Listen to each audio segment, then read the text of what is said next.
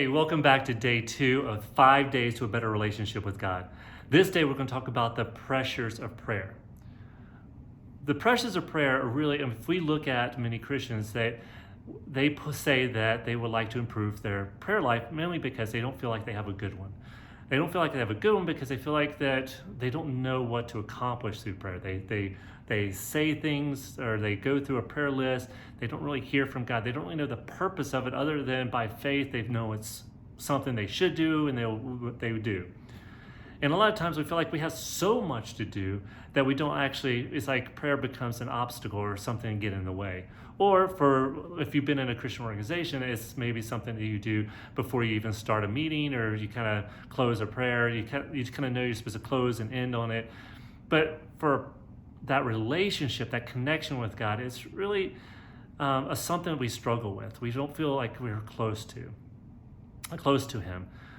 The examples I want to share today are not great, but I want to encourage you that you're not alone. When my wife and I joined staff with Campus Crusade for Christ, and there was nothing wrong with this organization. I'm not saying that they have encouraged this, but when we came on staff, we were paired up with five other couples. So there's 12 of us, and through a conversation, one of the couples talked about how they pray together each night, and the other 10 of us were like, oh. I almost convicted because I know for myself, and I think from others when we were talking, it was a long time ago, but there was like, we don't actually pray with our spouse at all, much less each night.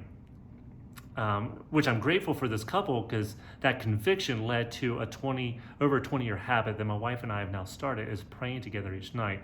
I will say that prayer time is one of the things that probably has kept us together, has kept us strong, and has kept us moving closer to God.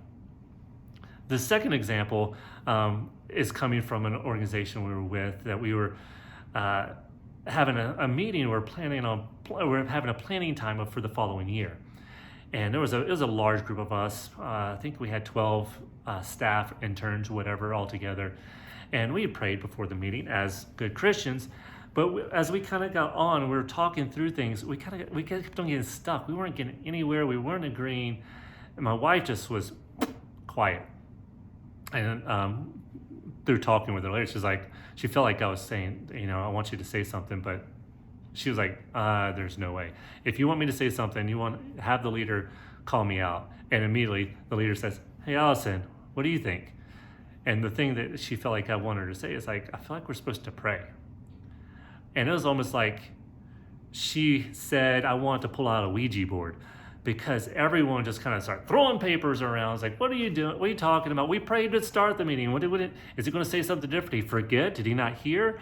And it's like, as a group, we had forgotten that prayer is not something we're supposed to check off on our list, but we're supposed to be in constant communication with God. And so that's part of the pressures of prayer, is that we have these misconceptions. And so that's what I want to go through today, is the teachings and through the scripture, is how to overcome that and to know what they are, and so we can experience what we talked about yesterday at the potentials of prayer. And as we continue on each day, to continue to grow and have that better friendship with God. So thank you.